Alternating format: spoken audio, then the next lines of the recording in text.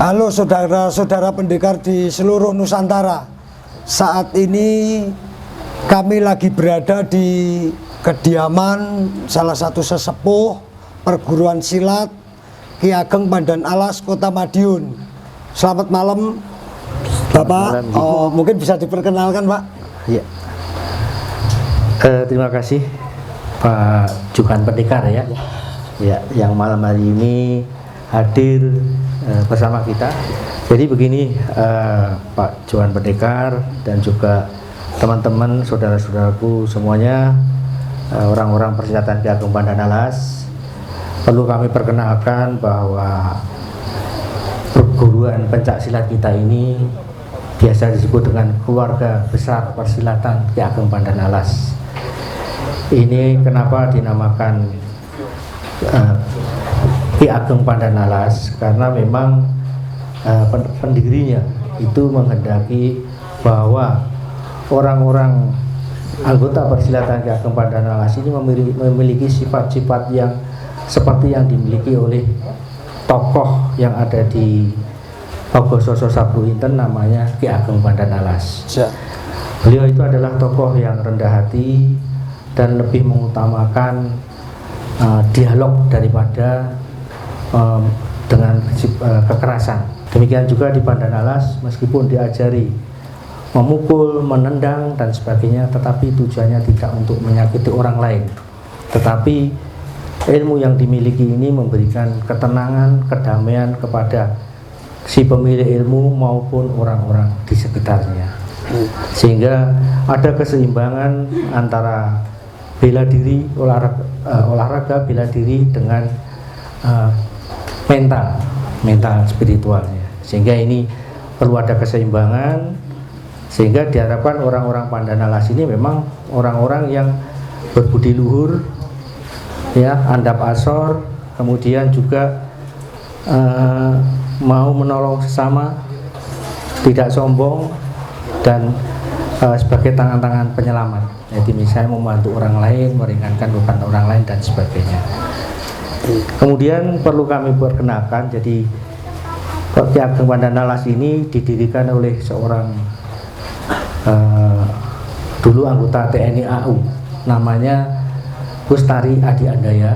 Beliau dilahirkan di Surabaya dan beliau pada bulan Februari tahun 2021 ya, beliau kabundut. Akhirnya pengganti beliau adalah kakak kami yang tertua, yaitu namanya Agus Yuda Hernoko, dan saat ini beliau adalah guru besar di UNER, di Profesor Dr. Agus Yuda Hernoko SHMH. Jadi beliau sepakat dan memang sesuai dengan arah sesepuh, beliau adalah ditunjuk sebagai penggantinya. Dan saat ini di tengah kesibukannya, beliau akhirnya menyempatkan waktu dan akhirnya ya bisa dikatakan dipaksa atau memang itu suatu tugas, akhirnya beliau dalam kegiatan-kegiatan kita ini bisa hadir, maksudnya saat ini berada di sana. Iya, wah luar biasa sekali ya Pak, perjalanan atau histori dari perguruan Ki Ageng Pandan Alas di Kota Madiun ini Pak. Iya, iya. Pak, kalau boleh bertanya, selain di Kota Madiun, apakah ada semacam cabang Pak untuk perguruan silat ini Pak? Mungkin di kota-kota lain atau mungkin sudah menyebar sampai kemana, supaya para pendekar di Nusantara ini bisa semakin mengenal apa itu Ki Ageng Pandan Alas Pak? Iya. Jadi persilatan Ki Ageng Pandan Alas yang awalnya berlatih di Jalan Jatayu ya, di Jalan Kota, kemudian berlatih ya, siswa yang dilatih ini kemudian mulai dari latihan senam, kemudian latihan jurus, ada jurus kombinasi dan sebagainya. Jadi ada tingkatan-tingkatan awalnya, mungkin dengan mulai sabuk hitam, sabuk merah, sabuk biru, kemudian disahkan menjadi warga. Nah, setelah menjadi warga ini, ada yang mereka mungkin sekolah atau kuliah atau bekerja di luar Kota Madiun. Akhirnya mereka juga yang di Magetan mengembangkan di Magetan, yang di Ponorogo juga demikian, yang di Nganjuk, yang di Surabaya, di mana-mana akhirnya kita tersebar ya ke timur, Nganjuk, Surabaya, sampai dengan Lumajang. Bahkan saya pernah melatih anak-anak yang dari timur-timur waktu saya masih kuliah di Surabaya. Kemudian yang ke arah barat, mulai dari Solo, Klaten, Jogja, berkembang Jakarta sampai Palembang, bahkan kalau ke utara sampai ada yang di Makassar, ada yang sampai di luar di Malaysia dan sebagainya. Jadi secara resmi itu ada cabang itu terbentuk 40 kurang 1 39. Jadi satu itu belum terbentuk cabang, tapi adalah kumpulan teman-teman dari perantau. Jadi ada beberapa cabang.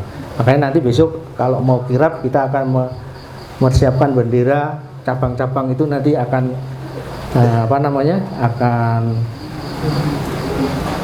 pawai itu. Semacam itu.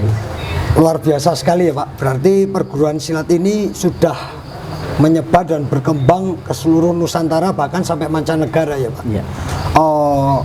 Yang saya tangkap di sini berarti ketika orang mau belajar perguruan silat Ki Ageng Pandan Alas ini terdiri dari 4 tingkat ya Pak. Jadi pertama kali masuk mungkin predikatnya berupa sabuk hitam. Sabuk hitam polos ya Pak. Terus berikutnya sabuk merah, sabuk biru, kemudian disahkan sebagai warga yang seperti ini dengan baju hitam-hitam ini. Oke, berarti 4 tingkat ya Pak. Iya. Kira-kira Pak, kalau seandainya latihan secara rutin bagi orang-orang yang baru Pak, bisa ditempuh dengan predikat sabuk putih berapa lama Pak? Ya, terima kasih. Jadi sebenarnya teman-teman yang berlatih itu awalnya mereka tidak tahu sama sekali itu pakai sabuk hitam, itu latihan senam. Kemudian ada sampai jurus berapa itu? Jurus sabuk hitam itu sampai berapa? 8. Ya, kemudian setelah jurus sampai jurus 8 kemudian berlatih pakai sabuk merah. Kalau sabuk merah sampai jurus kombinasi 8. Kemudian pakai sabuk biru. Nah, sabuk biru ini berlatih sampai jurus kombinasi 12. Setelah kombinasi 12 diselesaikan, maka sudah pakai ini yang dikalungkan. Bahkan ada yang 1 tahun itu sudah bisa disahkan. Tapi ya syaratnya memang harus menguasai sampai dengan jurus kombinasi 12. Itu. Kira-kira Pak, sedikit pertanyaan yang sifatnya rahasia Pak. Ada jurus pamungkas nggak Pak di perguruan silat Ki Ageng Pandan Alas ini? Iya. Jadi begini. Jadi sebenarnya kan di Pandan Alas itu kan pertama kita berlatih kan ada senam. Senam itu kan tujuannya untuk olahraga. Kesehatan ya Pak ya. Olahraga. Kemudian olahraga yang diarahkan untuk menangkis, menyerang, menunggu dan sebagainya. Berarti olahraga ada unsur bela diri. Bela diri juga. Unsur bela diri. Kemudian karena kita ini ada di di Nusantara, kita kan pencak silat kan melestarikan budaya pencak silat. Iya. Kemudian yang terakhir adalah spiritual. Nah, di Pandan Alas itu jurus yang tertinggi, jurus spiritual, namanya jurus takwa. Jurus takwa itu sebagai jurus yang intinya bahwa kita harus memperdalam ilmu agama yang diyakini, agama apapun. Jadi di Pandan Alas ada Buddha, ada Hindu, ada Kristen, Katolik, Islam. Jadi terbuka lebar ya Pak untuk siapapun. Iya. Jadi takwanya itu mereka harus menjalankan ajaran agama masing-masing dengan baik. Jadi selain diasah jasmaninya, rohaninya pun juga diolah juga ya Pak, supaya muncul keselarasan ya Pak. Iya. Oke, saudara-saudara pendekar di seluruh Nusantara, beginilah seputar sejarah atau perjalanan dari perguruan silat Ki Ageng Pandan Alas Kota Madiun. Pak, ada pesan-pesan untuk saudara-saudara pendekar di seluruh Nusantara ini nggak Pak? Bagaimana sih untuk menjadi seorang pendekar yang sejati Pak? Iya, terima kasih. Ini bukan hanya orang Pandan Alas berarti ya? Bukan. Luas Pak, untuk Pandan Alas maupun pendekar Nusantara lainnya Pak. Iya. Jadi begini, jadi kita bahwa dalam kehidupan ini kan banyak ilmu yang harus kita kuasai, ilmu apapun. Iya. Termasuk salah satunya adalah ilmu bela diri, terutama untuk pencak silat. Jadi sebenarnya harus ada keseimbangan ilmu bela diri dengan mental atau akhlak yang baik. Luar biasa sekali Pak Pandenalas. Iya. Terima kasih Pak, waktu dan tempatnya.